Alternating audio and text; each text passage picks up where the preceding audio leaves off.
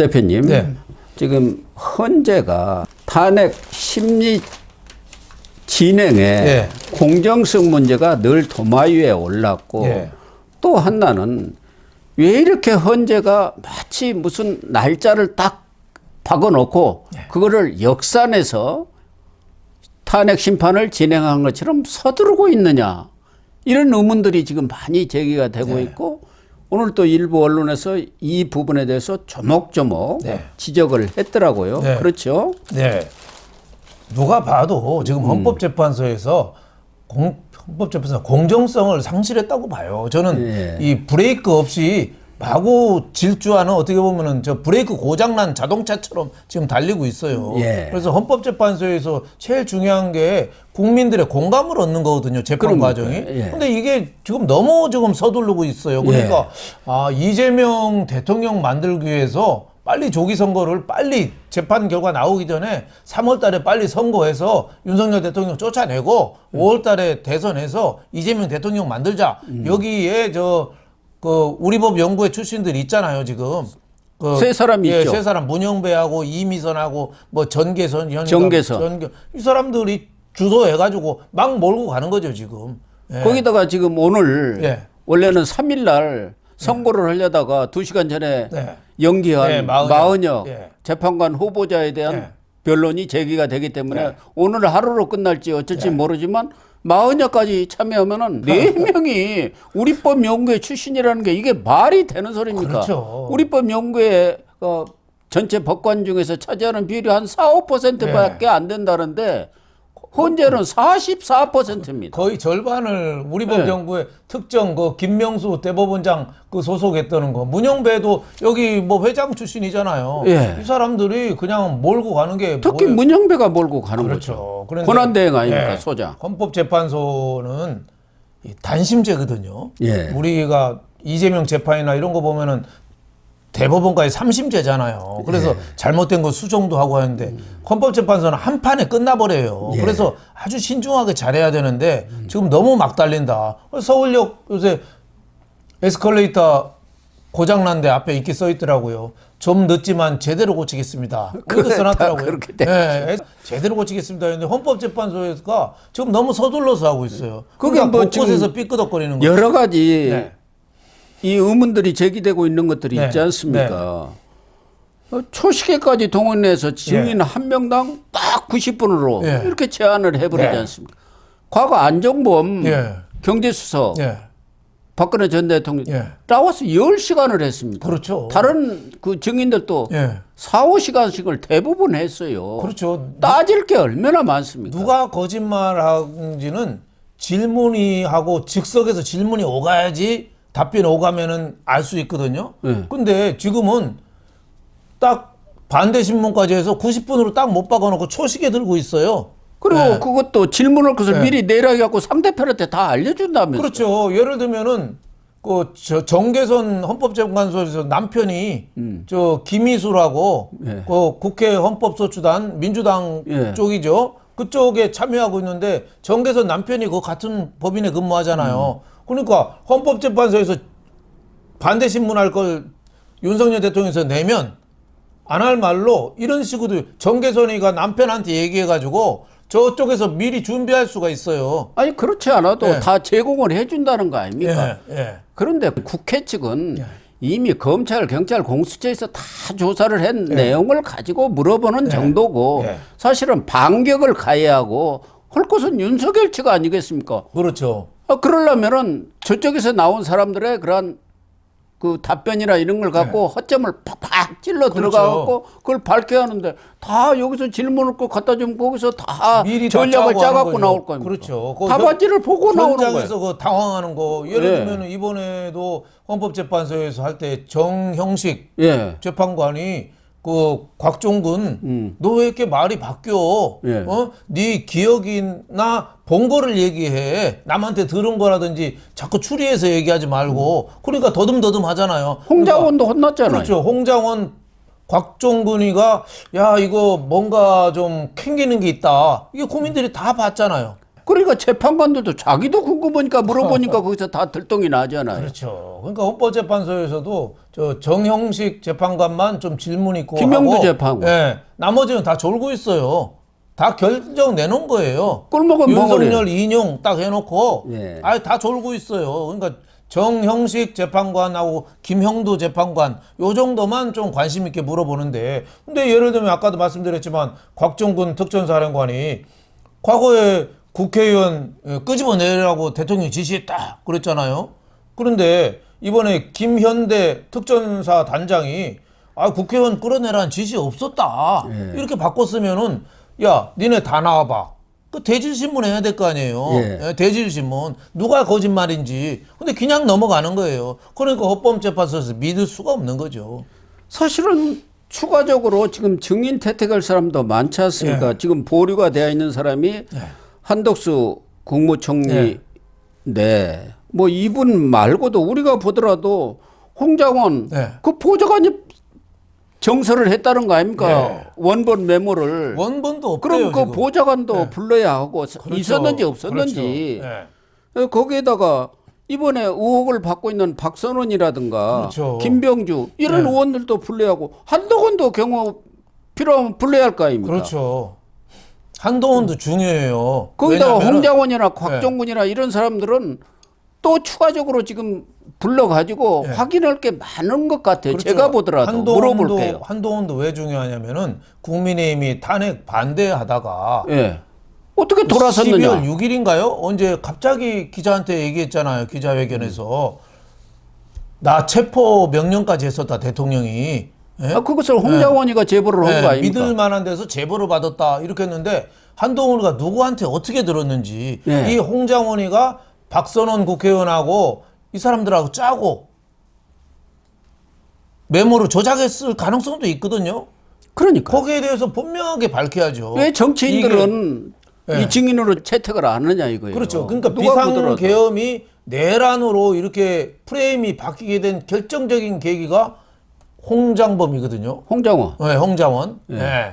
그러니까 여기에 대한 좀 예를 들면 홍장원 같은 경우는 저는 한 3번 정도 출석을 해야 된다고 봐요. 그런 사람은 하루 종일 해야 합니다. 그렇죠. 더군다나 한동훈 전 대표도 네.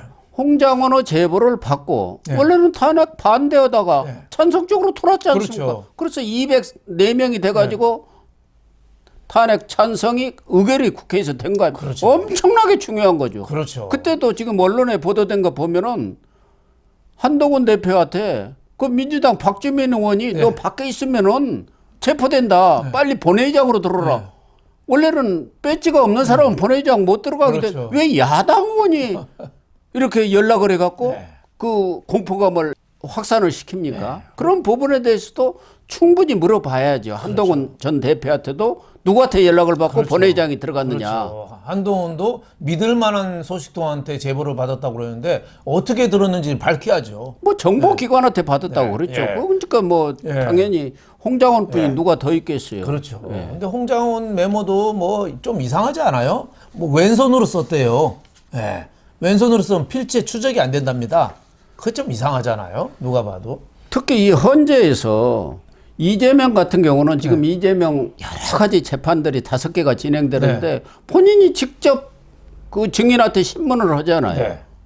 묻기도 하고 궁금한 것은 또 사실관계가 아니라고 생각한 것은 그것에 대해서 반론도 제기. 그런데 지금은 이 중요한 대통령에 대한 탄핵 심판인데 윤석열 대통령은 일체 질문을 못 하도록 문영배가 딱 막아버렸지 않습니까? 그리고 끝난 말미에 할 말 있으면 잠깐 하세요. 이렇게 되는 것은 이게 과연 공정한가? 공정하지 않죠. 증인들도 한 번 할 때 한 명 정도 갖고 깊이 있게 해야 되는데 이 앞으로 이제 2번 남았는데 이때는 하루에 4명씩 해요. 그러면은 물론 뭐 변호사들도 많이 이게 참여를 하고 있습니다만은 한 사람당 그 준비하는 게 보통 문제가 아니지 않습니까? 4명을 준비하려면 정말 맨날 며칠 준비 작업을 해야 하지 않습니까? 할 수가 없어요. 그렇죠. 제대로. 이틀에 한 번씩 해버리죠. 주 2회를 지금 하고 있지 않습니까? 그렇죠. 그래가지고 빨리 끝내버리겠다 이런 생각 이번 주에 아닙니까? 끝내고 뭐 다음 주에 뭐 한덕수 총리나 뭐 한두 명 정도 추가할 가능성이 있죠. 그리고 나서 이 박근혜 전 대통령이나 노무현 전 대통령 때는 한 2주 걸렸거든요. 그러니까 지금대로 하면은 한 3월 중순이면은 헌재 판결이 나는 거예요. 아직 궁금한 게 너무 많은데. 박근혜 전 대통령 때는 본 변론만 17회를 했지 않습니까? 그렇죠. 17회를 했고 준비기일만 7회를 했습니다. 그렇죠. 그 시절에도 그건 이미 박근혜 전 대통령 다 포기한 상태고 그렇죠. 여야가 없이 탄핵에 다 동의하는 그런 상황 속에서 그렇게 했는데 지금 뭐 완전히 의견이 엇갈리는데 한 8회나 뭐 많아봤자 10회하고 끝내버린다? 누가 그게 동의를 하겠습니까? 동의를 하는 거죠. 그러니까 헌법재판소에서 이런 불신을 지금 자초하고 있는 거죠. 예. 아니 가장 그 핵심적인 헌법재판소 불신의 원인이 그 탄핵 올라온 것 중에서 헌법재판소 보내온 것 중에서 그 내란 빼라.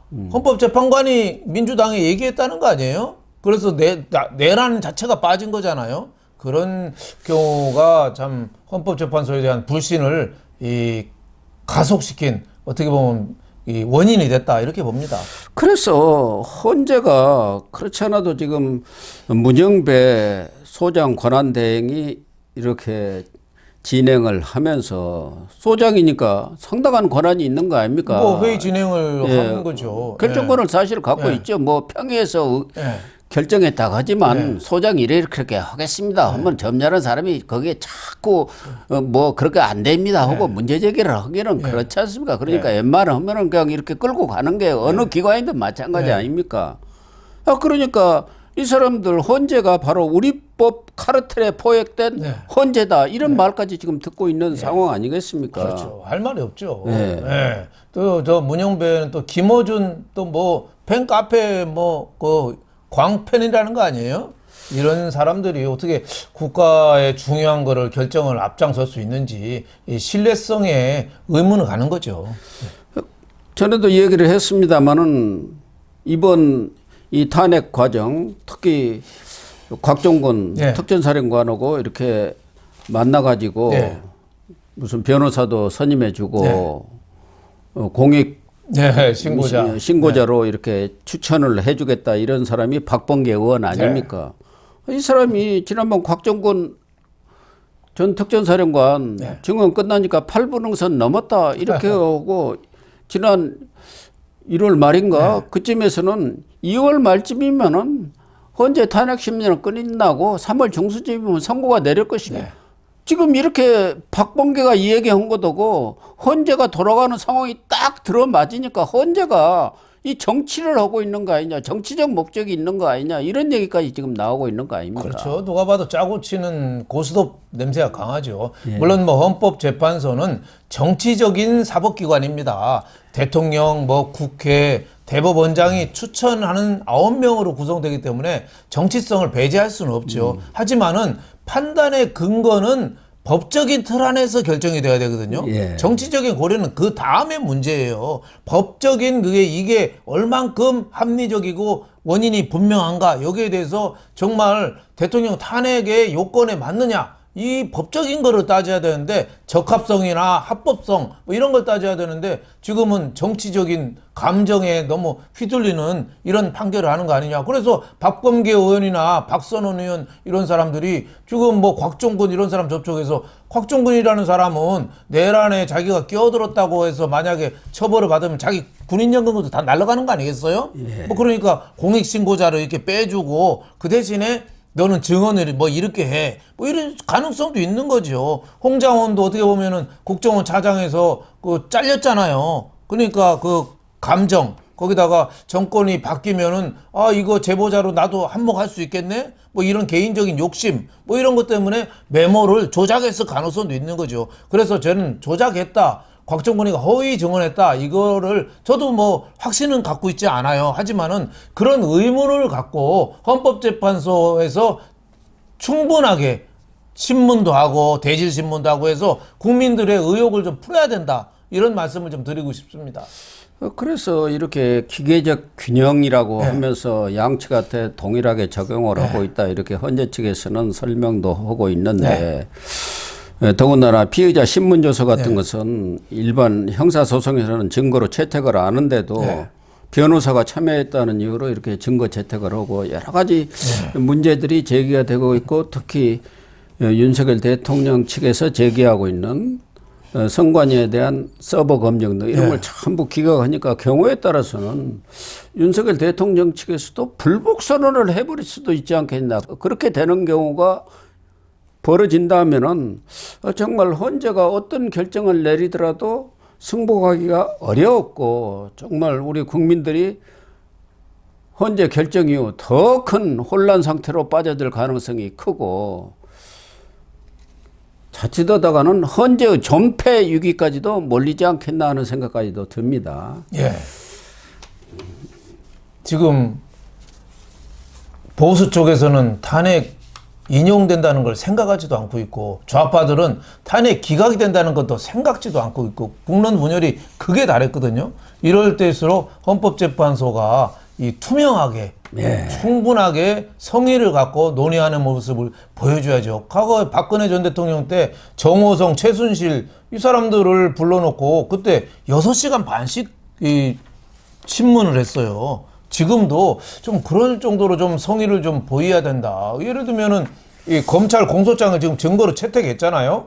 근데 이진우 수방사령관이 검찰 공소장에는 뭐라고 되어 있냐면은 문짝을 도끼로 부수고라도 끄집어내라. 윤 대통령이 지시했다고 나왔어요. 근데 이진우 수방사령관이 체포 지시가 없었다고 그랬어요. 그러면 뭐가 맞는 건데 헌법재판소에서는 이 증언 얘기를 무시하고 자꾸 그냥 통과 빨리 속도만 내려고 하니까 국민적인 이 반감이 이 거리로 몰려 나오는 거죠. 예. 그래서 헌재를 일부러 공격할 필요도 없고 또 헌재는 헌법수 마지막 보루인데 헌재가 그 공정성이라든가 객관성, 합리성의 의심을 받게 되면은 정말 이 윤석열 탄핵 심판 선고 이후가 더 양측 진영 간의 갈등이 격화되지 않겠나 그런 차원에서 헌재가 좀 남은 시간이라도 좀 더 변론 기회를 더 갖고 좀 충분히